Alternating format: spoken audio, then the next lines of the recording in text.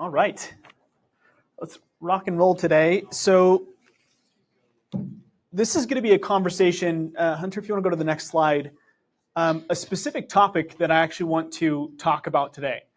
This idea that pressure is a privilege and that pressure can really be a catalyst for growth in your life and in your business. And that when we become comfortable with being uncomfortable, that's where growth and opportunity come from.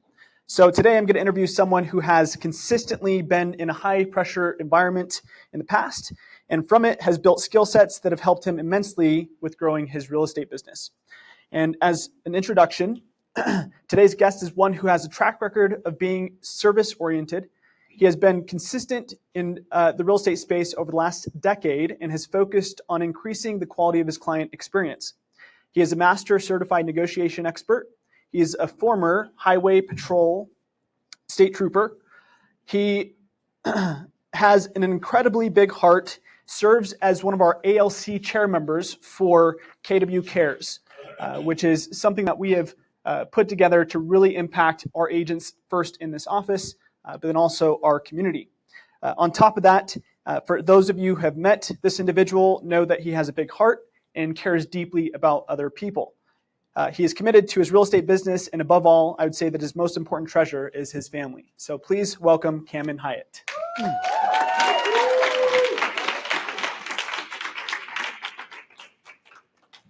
It's going to work? Yeah, so we'll actually just hold that button down. You'll see a green light pop on. We're good. There we go. Kammon, this is going to be fun. So last week we actually we had a conversation, and this is one of the thoughts that kind of came out of it, was that idea that pressure is a privilege. And you kind of have an uncommon path getting into real estate. And so if you'll kind of just share the backstory of what were you doing before you got into this space? Yeah, so before real estate, I was actually an environmental consultant and was making okay money and could read the writing on the wall. I was the last guy in Utah left with the company as they were under acquisition.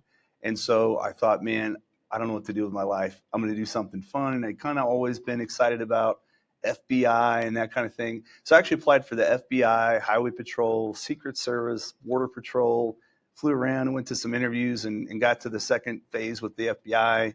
And apparently I didn't know enough about law enforcement to move on, but I got hired at Highway Patrol same time. So I ended up jumping in and working for Highway Patrol. And it was a ton of fun. Awesome. Around what timeline was this? 2011, I think I was hired on, maybe even the end of 2010, but I went through post. I know I graduated in 2011. That was when I was actually certified and became, a trooper and was out on the roads. Yeah. So. And of course, we're going to talk a little bit about your real estate journey. And you've passed your 10-year mark. Is that right? I have, yeah. I got my license in 2013, September of 2013. Cool. Awesome. Although I didn't do my first transaction until that following year. Okay.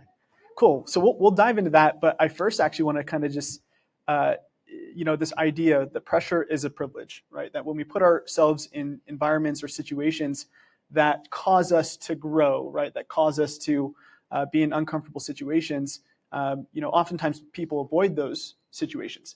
But later on in life, we can look at them as a gift. And so I know that there's a lot of skill sets you've developed in real estate as you've been in this industry. But prior to that, I'm sure you were in a lot of uncomfortable situations being Highway Patrol. So I'm curious if you just share maybe one or two stories of experiences that you had in that occupation that you can recall. Yeah, I thought about what I could share, and I thought, man, I don't want to share anything that's too triggering. So if something is, then my apologies for anybody here. But there's one story I remember in particular, because I've been asked, hey, what was the most exciting thing? And it was kind of a crazy experience. So I was on an overtime shift with my buddy Aaron, and he was just back from leave. He'd gotten in a gunfight, and it turned to be a fatal one for the other guy that drew a gun on him first in a car chase. And so after 30 days of leave, he was back to just relax on an overtime shift, first night back. And so I joined that overtime shift with him, and we were on somewhere by Redwood Road and I-80. And so as we sat on this overtime shift, just kind of hanging out, on the computer, we're inside cones just so people know not to go there and hit the workers. This car passes, and it's just doing these crazy movements, nearly going off the road. And I'm thinking, what in the heck is going on? It took me a second, like somebody should do something about that. And so my buddy Aaron just pulls out, I'm like, oh, I guess we're leaving. I pull out too. And we hit I-80 and we're 1080. And 1080, and you have to kind of learn another language when you're a cop or when you're on the radio. And 1080 is a chase, a high-speed chase. And so we head down and we're chasing this car down I-80. We end up downtown Salt Lake, maneuvering through a couple of areas, and we end up in this area with all these homes that are pretty close together. They're kind of packed in there, and I can't remember exactly what the cross street is there, but we end up down there. And as soon as we stop, this guy kind of comes to a dead end, and there's a gate. He has to stop. So we stop, jump out of our cars, and we're on gun. He's at gunpoint, and the dude just jumps out and makes these really furtive movements, and I had no idea what he was doing, other than maybe he was on drugs or maybe, something mentally was going on, but I don't know at that point. So we just have to make a quick decision on what we're going to do, how we're going to react. And if you remember, Aaron was just in a gunfight. It was the last experience he'd had before he had to take his leave. So this guy jumps out, and then he runs into where these houses are. We're calling it out. And so the whole time Salt Lake City PD is coming around, and they're arriving to the area. And so we're calling out where we last saw him, because we're not going to go chasing after him in the dark. We want to return home to our families every night. Yep. And so I'm talking to Aaron. He's like, breathing hard. And, oh my gosh. I'm like, we're good, man. We're good. And I'm not the one that had to experience what he did. He was, clearly had a little bit of PTSD from it. We've got some good training for that kind of thing. He's like, oh my gosh.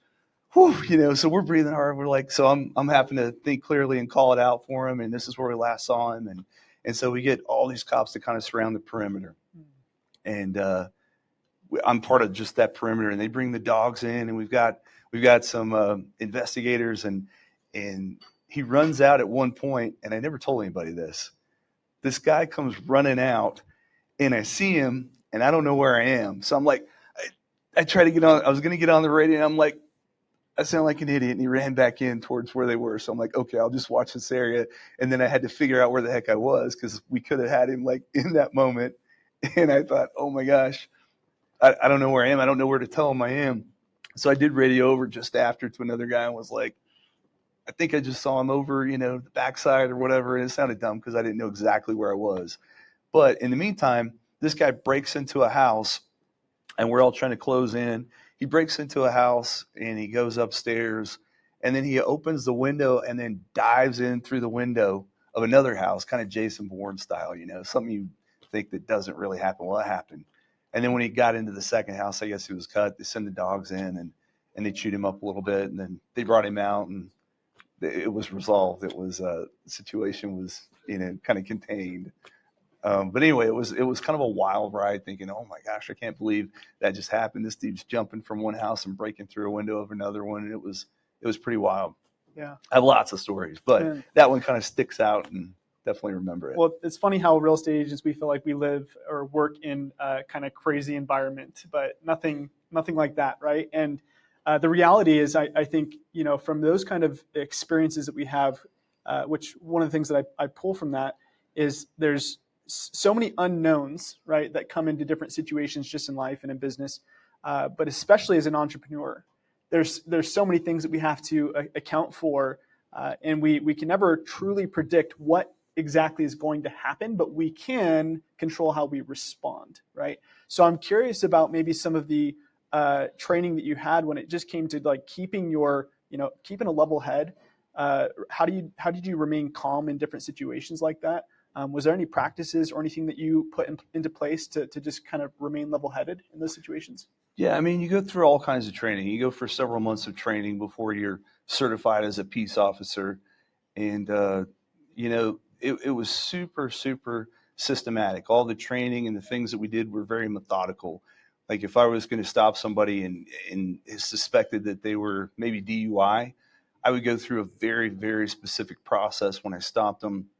And I knew it backwards and forwards. A lot of troopers and some of the city cops, especially, they didn't do as many DUIs. They weren't on the road as much. Yeah. But they get super nervous if they had to go against Shots. Shots was a defense attorney, And if they had to go against somebody that they, knew was going to call out every little thing they did, then they were really uncomfortable and were nervous as to, whether or not that case would get thrown out because they screwed up some little thing. That kind of stuff I wasn't worried about because I knew it forwards and backwards. I knew exactly how many steps on the test. I knew, all the other tests, and I kind of knew them forwards and backwards. So I think for me, it was really diving in and understanding exactly what was expected, the case law around it, and what we were supposed to do and how the public viewed us. I think there were a lot of things that went into it. But we also did a lot of I don't know if you call it, I guess maybe visualization in scenarios, almost like I think of role play in real estate. Matt and I are buddies, and we do role play every morning now. We jump in on 9 o'clock, we get on a call and we role play together. But we would role play scenarios at the academy where somebody was holding somebody hostage, or there was a domestic dispute, or something out of the ordinary was happening. Because you get a lot of ordinary traffic stops, but the moment you become complacent, it's the moment where you can be in big trouble. So we had all kinds of trainings for it, but breathing techniques and all kinds of things. Sorry, kind of rambling. No, love it. So those high pressure moments, though, what I hear from that as well is that you planned for them, right? Mm-hmm. Meaning that you practice, you role played essentially, how would you handle certain scenarios? Mm-hmm. And I think that's so important, especially with how clients, need support in today's kind of environment that we're in, right? This high interest rate environment. I think one of the realities is we need to navigate and help them understand different ways to move forward successfully, right? And so a lot of that we have to practice before getting to game time, right? Before it actually counts. I am curious if you, and we actually have some photos, Hunter, if you want to go to the next slide, if you want to kind of just share what these mean to you, and then we'll talk a little bit more about your transition into real estate, how that actually took place. Yeah, and the only other thing I would add to that, Shoni, is just the adaptability. I think real estate's so similar in that we always have to be adapting. If you got in 2020, kind of rode the wave, and actually I did that too. I was just enjoying and thinking, oh, real estate seems so easy. And I think that as things like high interest rates happen, we have to turn and be super adaptable. Go to Dean's class on seller financing. It's another tool. But so the top one, let's see, I'll start in the bottom left side where my wife's pinning on a badge. That was the day I graduated post-academy. And I just found kind of some random pictures. I have a whole bunch more, but I thought these would be more interesting or at least tell a story. I loved doing interdiction on I-80. I'd heard a trooper call out, multiple times that he was 1082, which he's got somebody under arrest and he had a load of drugs, and he'd call SBI over to go investigate the whole thing. I thought that was the coolest thing. I was out doing traffic stops and handling crashes and doing, fun stuff, I thought, until I heard about this. And I was like, how are you doing that? I want to learn this stuff. So I went to a course on it, and then you can see on the right side, I started getting loads. These were just a couple. The one on the bottom was over 200 pounds of hash and marijuana, and I think the one just above it was a marijuana load. And then the bags on this side were, different things. But it was a process where you really had to understand you're in a high pressure situation again, because you're on camera the entire time. And if you mess up, if you hold them too long, then, it's thrown out. They could have 500 pounds of drugs. And if I hold them, over that 15 to 20 minute threshold mark without having higher reasonable suspicion or probable cause, then the case gets thrown out. So I had to do everything to, a very specific level. So later on, I got onto the SWAT team, and that's what the helicopter picture is. The one we had to do, we're landing on a hill. We did one training where we're shooting AR-15s out of it. So it was a ton of fun stuff.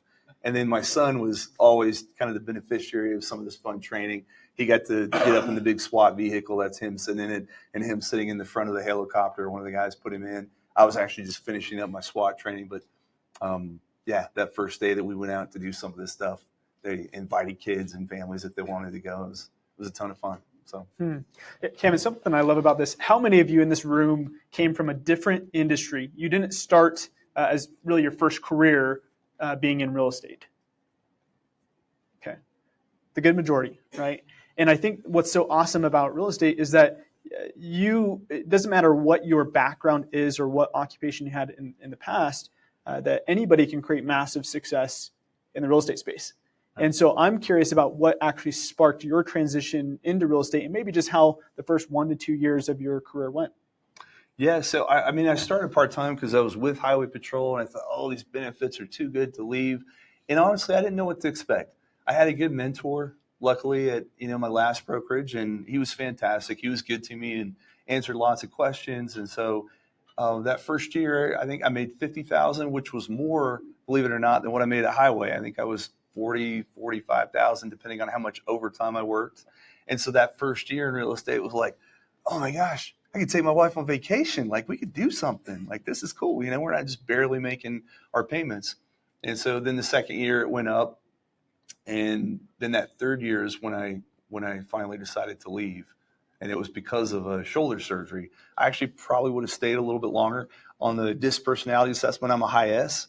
And so I don't love change. I like, steady and limited change. And so I may have stayed even another year. But luckily, I had to have shoulder surgery from an injury on the SWAT team. And so because of that, I ended up, having to decide whether or not to transition.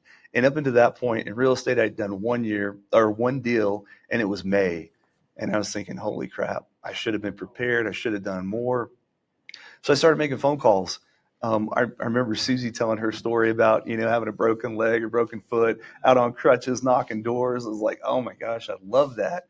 And as I was down with my hurt shoulder, my wife had to take me on a listing appointment because I was on Percocet or something because, the pain from the shoulder surgery. I was like, I got to go to it, George, we got to get this. And she was like, well, what am I going to do? You're just going to sit there.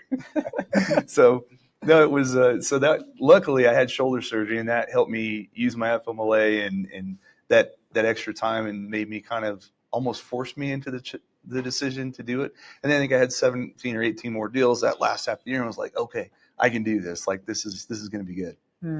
That's awesome. Now you've, for the last 5 to 6 years, you've been in the top 10% of producing agents in the state of Utah, which is awesome.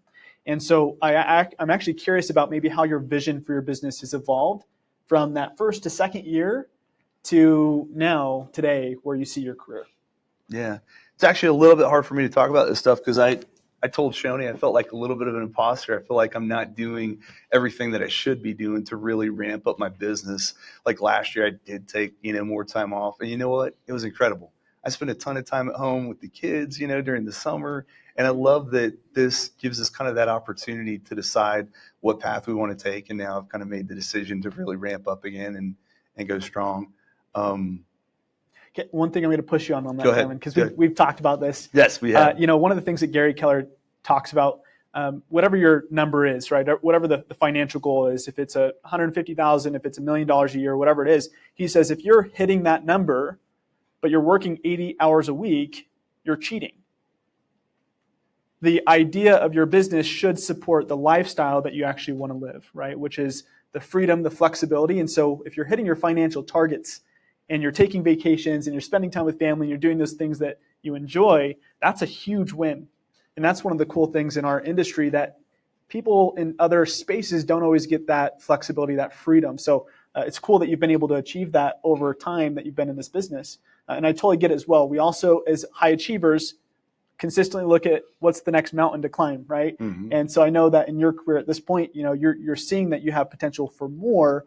And I just want to say, man, you've done awesome with what you've done so far. No, thanks. It's really good of you. No, it's been a ton of fun. And I don't remember exactly what your question was. Where did you want to go? Yeah, just overall vision, how that's changed. Oftentimes getting to real estate year one, people don't say, I'm going to be in this industry for the next 10, 15, 20, 30 years, or I'm going to create a big business making multiple six figures. And so I'm just curious about maybe the evolution or change from year one, how you saw your business, to today, how you see it. Yeah, well, actually, when I started, the big number for me was 100,000. I'd never made 100,000 in a year before. I did some summer sales and made, some quick cash, but it wasn't over a sustained period of time. And so I thought, man, if I can hit the $100,000 mark. And so as I started doing real estate and had some, a couple big months here and there, I thought, oh, it's totally doable. And then actually James Roberts, that's with, I want to say Security National, he was coming into our brokerage at the time. And he was trying to, kind of help me gain clarity. And he asked some great questions. And he asked me where I wanted to be. And that time I was thinking big. I was 200,000, I thought oh man, this is, this is big. And I told him I wanted to hit that mark. And he goes, how hard do you think that is? I said, well, I don't know. He said, well, I mean, on a scale of 1 to 10, how hard? And I think I told him like a 7, like you probably just have to grind and, miss time from family. Like there's probably a ton to go into that. He was like, would you believe me if I told you like a 2? And it just was kind of an aha moment for me that, oh, like really? Like I can do it at a 2? Like I don't have to put that much, if I'm doing things the right way. And so anyway, I've seen that, and it's been consistently easy to hit, above that. And so I think for me this year, I don't know, I'm trying my best to implement more systems. I know we don't use the word try that often, but I know we don't use the word but and bold. And I'm making some changes because I listened to Atomic Habits again, and that one hit me like a ton of bricks. So I started getting up at 5 a.m. And not that necessarily, catapults my real estate career, but I feel like it will. It's part of it. So one of the changes I made is getting up at 5 a.m. because I have personal time where I was missing some of that before. I feel like I was, giving time to family and maybe going to the gym and doing, dealing with clients, but I was missing out on the spiritual side for me, which was super important. So now I get up at 5 a.m. I go through a little routine. I'll read scriptures, I'll meditate, pray. Sometimes I journal. I haven't been consistent at that, but then I'll go to the gym at, before 6 and then be back by 7:10. And then we do family scripture study at 7:10 to 7:20. That's when my son has to leave. And that feels, for me, that's been a huge win because I feel like I'm doing all the most important things first. Yeah. And if I get those most important things done first, I feel like whatever else happens. And I feel like I'm primed to take on whatever I need to that day. So going back to the one thing quote from Gary Keller in the book, The One Thing, and he says, what's the one thing I can do such that by doing so makes everything else easier or unnecessary, right? Yep. And oftentimes when we put the big rocks in first, family, we put in our what truly matters, right? Overall, our health. What I would say is that makes business and tackling business so much easier throughout the day, right? And I am curious too, because you had a transition in your journey. Obviously, you started at a different real estate brokerage. At what point did you transition over to KW, and what attracted you to Keller Williams? Somebody just invited me. I had heard about KW, and I knew there were a ton of top agents here, and I was curious. And somebody invited me to come over and check it out. I liked a lot what I saw. I couldn't believe how many people were at a sales training. We did ours virtually or with 5 or 6 people, maybe 10 on a good day.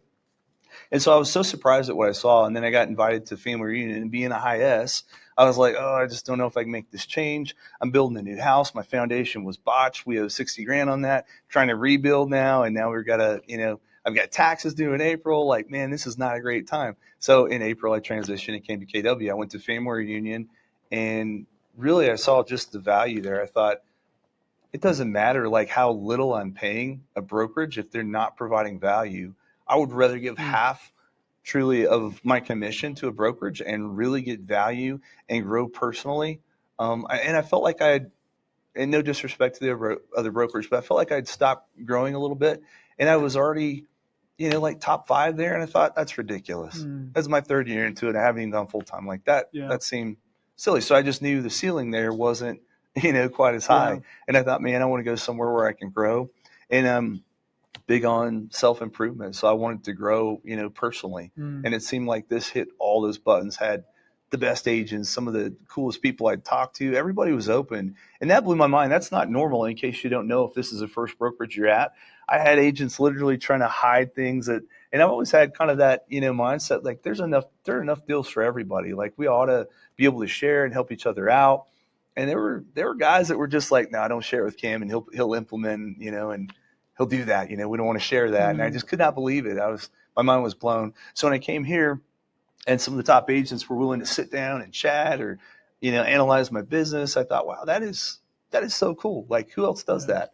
So I personally don't know of another brokerage that does that. I just thought the culture really was, I guess, a huge part of it, and the education. Yeah, so that's big. Well, I want to take a step back for a sec. I'm curious about maybe just your overall definition of success. When we talk about success, really everybody has their own internal blueprint of what that means. And so I'm just curious about what that, how it comes through for you. Business or personal? Let's go with You both. feel like, okay. Yeah, so I guess for business would be providing a good enough living that my family doesn't have to stress and worry. My parents went through bankruptcy when I was little, and it actually was probably a great thing for me because I had to grow and expand from that Mhm. and see that side of things and realize, okay, I've got to be intentional enough that that doesn't happen if I can help it, Mhm. with my family. And so yeah, I think being able to provide and always have that stability for my family so that they can focus on what matters most. And then for me, I think in my personal life is really my relationship with God. Um, and then probably with my family, my wife, all that stuff, I don't know, is super important to me because at the end of the day, that's really who I'm doing this for, right? I could, Totally. go more on cruise control, but if I really want to provide the very best future possible and have the best relationship possible, then I don't know, Yeah. that's kind of the goal for me. Cool. And I love those. And those are really your foundation, right, for building your business, building your life. I'm curious about some of the pillars, maybe some specific factors that you feel like have caused your success the last 5 to 6 years, right? Is you've created some pretty nice consistency in your business. So what do you feel like are maybe 2 to 3 things that have contributed to that level of success? Yeah, good question. There are probably several things. I'd say one is actually having a CRM. I wasn't, necessarily doing that before. And then as you get clients and need to reach out to them more often and implementing some of the systems that we have, like the 36 touch is easy for me because I can set it and forget it other than the phone calls, right? I use Sensations. They're a Utah company. And every single month I have, 200 people that get a recipe or they get a home improvement tip. And on the back of it, we love referrals and it's got my, smiley picture and that's it. And so, So are they like a mailing service? They yeah, mail it's a mailing postcards or? service. Yep. Okay. And I figured I've got to invest something in my business. And honestly, I should probably invest more because my cost margins are really, really low. Mm-hmm. Other than client events and that sort of thing. I just did a client event. And that was, less than $600 for a Yeah. movie theater. And they got a listing out of it the next day and had other folks like, and I planned this thing. I'm almost embarrassed to say like 2 weeks ahead of time. I was like, oh my gosh, I really wanted to do Dune 2, but I didn't plan it. And I sulked about it for a week, was like, dang, I should have done it. And then finally I was just like, forget it. I'm just going to do it. I've kind of been in that mentality and I think held myself back a few times from like, oh, it's got to be perfect before I send it out. Yeah. Oh, I don't know about the wording of that. And really it doesn't matter. I think just doing something is better than doing nothing. And so 2 weeks, very little notice and texting and calling people and trying to get folks out didn't quite fill the theater, but it was like, I don't care. They Cool. know that I care about them. I got to hang out with them. It was a cool time. It was a cheap marketing thing and even got a listing out of it, which is great, but I cared more about connecting with those folks Yeah. rather than, just what business I was going to get. Yeah. And we often talk about, asking the question of what are the lead generation methods we have activated in our business, right? Yeah. It's ideal to have 4 or more consistent lead generation efforts that we can rely on. But when we talked about one of yours is client events, right? Mhm. You lean on that as a strategy to build your business. And you almost didn't do this one, right? Because you felt like you weren't really prepared for it. So maybe just share one of the wins you said was really you end up taking a listing opportunity from that, right? Even though it was one of those last minute things, but the reality is we just need to do the work, right? Those things of just putting on the experiences and the events for our clients, being able to meet face to face is such a valuable thing that we can't overlook. So that was one thing I appreciated when we talked earlier is that your client event experience is one that does fuel your business. And I'll just add one more thing. The reason I do those is to make phone calls. Like the event to me is secondary. The first thing is to make phone calls because sometimes I struggle at really reaching out and knowing what to say. And I know, people at various points in their career struggle with that. But I look back at when I first started, man, I had to make it work. Mm-hmm. I decided I was done and I had to figure out how to get deals. So I watched some videos on YouTube at the time on how to, get listings. And I called 3 for sale by owners and I got 2 listings out of it, which I think, partly was just blind luck, right? But I watched the script and tried to internalize it. Called first one I got. I was like, I'm good at this. This is great. Like, why is everybody complaining? This is easy. And so same day I called 2 more people. The next one I was shut down. Took me a little while to gain confidence to call. I was like, oh my gosh, maybe I'm not. Then I called the third one and another listing. So I had 2 listings like right off the bat, just from calling for sell by owners. So for me, doing the client events and all that is to reach out and connect with people. And I thought it was interesting as I sat in the Moore Club, I was lucky enough to be in a section with some of the top producers. I guarantee I was the lowest there. Susie and Angie and Lane and Mikkel, all those guys were there. So I just sat back and listened, right? I want to hear what these guys are doing. And it was so interesting to hear that one of the biggest things was just phone calls. It's a contact sport, as Gary Keller says. And so I'm figuring out ways to make phone calls. And part of doing Atomic Habits again was to figure out a way that resonated for me. And it sounds silly, but I have a glass jar and I have a bag of marbles, 50 of them. And every time I make a phone call, clink, I drop it into the jar so I can actually see progress that day of, okay, if I look back and there's 3 phone calls, well, don't know if I won the day, like, dang, I need to do better. I got caught up doing other things. So that's kind of my visual measurement because I'm a visual person. I like to have something to measure. Yeah, that's cool.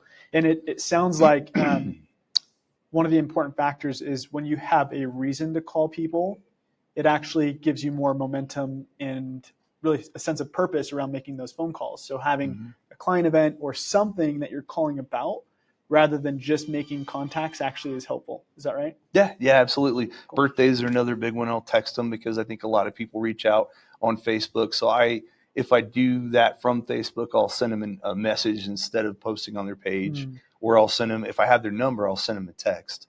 So the phone call is a great thing too. So yeah. Well, I know we've talked about systems, especially, going back to being a trooper. There were obviously, procedures, protocols that you had established that you put into practice. And in real estate, the name of the game is having good systems, right, that support the level of goals that you're trying to achieve. So I'm curious just about this year overall. What are some of the systems or operations that you're trying to improve with your business to go further? Yeah, no, the calendar for sure. I've always kind of thought, I don't have my freedom if I mark everything down and I have to be, what's the point of doing real estate, right? And I've realized it actually gives me a ton more freedom, especially when we mark down personal life and vacations first. That's kind of exciting, right? Beginning of the year, we're like, we're going to do this, or the year before, actually, we were like, hey, we're going to do Mexico in January. We need to plan for this, and we're going to mark it down, and nothing's going to get in the way of that trip. So the calendar was a big thing. And then, of course, included in that is the lead gen time and the follow-ups and, how much time I'm going to spend for each. So I have that stuff down now on my calendar, and I've got it set up on reminders so that when it pops up, and I'll be honest, sometimes I still miss it. I'm like, oh, crap, I didn't, I should have checked my calendar. And then now when anybody asks to meet or, when I'm going to make an appointment, I learned in one of the classes here, I think, my response should always be, let me check my calendar. Let me check my schedule. That is my response every time if somebody asks me to do something. So that's something I've been working to improve on this year. Cool. So overall, just scheduling our priorities, right? Making sure that the big rocks, especially travel, family, vacation, those things that are really what we're, working towards, right? Our business is in support of living a life by design. So making sure those are on the calendar, and then all of your let's call them income producing activities are on your calendar. So the 80-20. Cool. That top 20% that's actually going to make money. Okay. So awesome. Well, if you could be remembered, this is just kind of a legacy thought. If you could be remembered for one thing, when you pass on, what would it be? So, I mean, it would be how I would want my kids to remember me, and that would just be that he was a follower of Jesus Christ. I mean, that's it. We do a ton of cool stuff, and having money and being able to do things for people is awesome. That's incentivized me to really work harder and do more. And when I think of people as not transactions or that number that I'm going to hit, but how many people I can help this year, that is, big incentive for me. But that would be the big thing I'd hope people to remember me by, is that, he was a follower of Jesus Christ, or he tried to live like Jesus did. That would be it. Well, Kammon, I appreciate you. One of the things that, we've had many interactions over the years, and one of the things I appreciate is just how gracious and, how purposeful you are in your interactions with people. and I can tell deeply that you care about others and about how you impact them. So I appreciate you for how you show up, and thank you for showing up today. Please give him a hand. No, thanks, Sean. Thanks, Bob. I appreciate it.